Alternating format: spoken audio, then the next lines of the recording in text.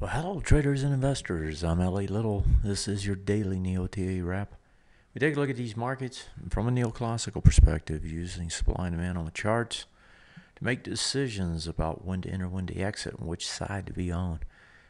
I do a show 4 times a week, Monday through Thursday, broadcast over 10 o'clock Eastern Time, archived on YouTube and under the channel LA Little. If you want to subscribe to the show, just reach up in the right-hand corner.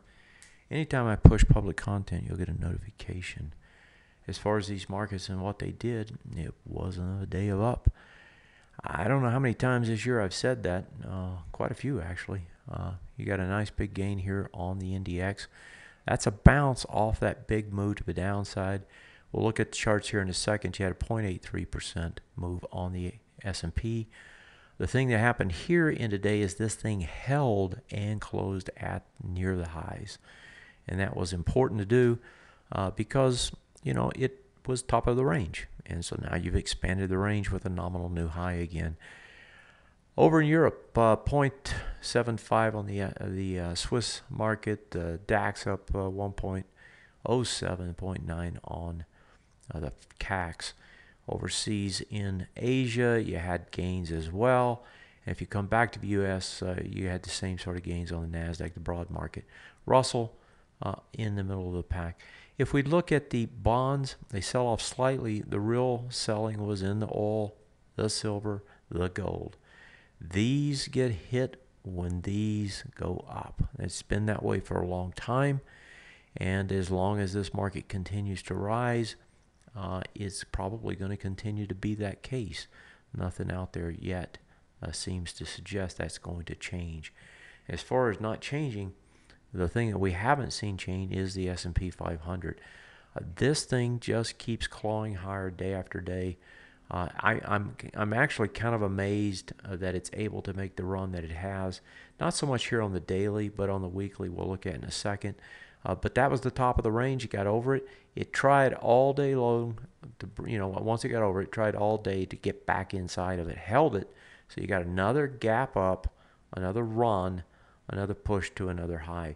If you pull it up on the weekly, here's the swing point high. We got over it on this bar, and it's just climbed ever since. This is the fourth bar in a week up. 2 more bars, you'll have a 6-bar move and another high probability buy if it ever retraces. Low here 24.0359 and 24.0098. So in other words, it has not tested on this bar.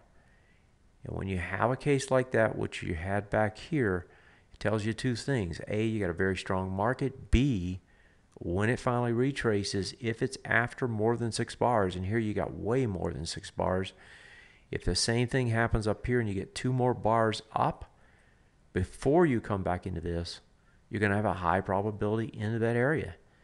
And that would suggest that this market's going to close a very strong year if it does that again. It's going to be hard to break it down. That's the S&P. If you look at the NASDAQ, now the NASDAQ's a little bit different story, right? The NASDAQ clawing back from its breakdown. You had a breakdown bar here. The top of that bar, of course, would be the target. If you look at the NDX, you have the same sort of situation, big breakdown bar. This one's just trying to get back over the little hump bar here on the way back up. NDX, NASDAQ, they've been selling down. I don't have final volumes in today, but they were light. They'll come in sometime here tonight. The Russell, a little bounce back up into the range. Now, on Friday, I said to the members over the weekend, don't pay that much attention to this bar. It was triple witching. In most of the cases, it really meant nothing. And I think in the case of the Russell, that was the case for sure. If we look over to the sectors now, the sectors haven't been nearly as bullish, but you've got the rotation going on, and that rotation continues. And as long as it does, you really can't talk bad about the markets. The highs here on the XLF, 24.54, they close at those highs. Tomorrow they're going to try to stretch it up again. But as you can see here, volume not that heavy. Technology getting a big bounce after a big push down, coming back up some. Again, I expect technology is going to fail and come back the other way. Durables had a huge hit on Friday. We were off on Friday, so I haven't talked to you since then. That push, and I was telling members over the weekend That push took it back into, and I was telling you about the 6 bars. Here's the high probability buy, even though it had huge volume. Look at what it did. Came into it, did a full retest regen, pops back out of there. Now this is not a buy and hold as much as a buy the retrace on a high probability event and then flip it as it goes back up. If it gets back to where it should, which would be back in the bottom of this bar, it's about 56.53. If it can get that high, that means you could have bought it somewhere down here around 55.50. If you averaged in, you might have taken it toward the top. So 55.80, the low is 55.51. Let's say your average price ended up, if you bought twice and you bought heavier the second time, your average price may be 55, 65 or some number. That push back up to here is going to be 55.50.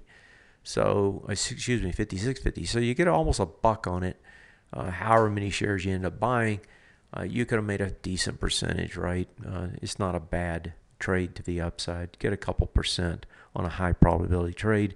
That's nothing to sneeze at. If you look elsewhere, the other rotation that's happening is healthcare. Healthcare had a nice big push to the top side.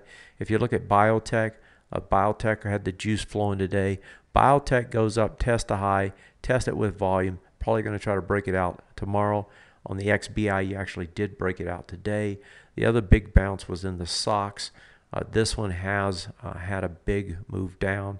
You got almost a 2% gain, but remember, you had a 4% loss there, and that low was another 3% down. So you had a 7% correction already, and so now you're just getting the bounce off of it. What does all this mean to me? It just means that you got ranges on the NDX, on the Russell, everywhere except for the S&P. S&P making new nominal highs. Is it going to continue? Well, tomorrow there's absolutely nothing here to suggest it's going to stop yet. I don't see anything on these charts yet to tell me that. So I'm not going to sit here and preach to the choir and say, sell, sell, sell. I would suggest, if I were you, to certainly trail your positions if you're trading them, and potentially take some profits as you sell, as you move into areas that should fail. And to me, that's the way you trade these markets. It's a range trade market with a bias to the upside. That means it's a one-way trade, as I described in my book, Trend Trading Setups. Have yourself a great one, folks. I'll see you next time. Good night.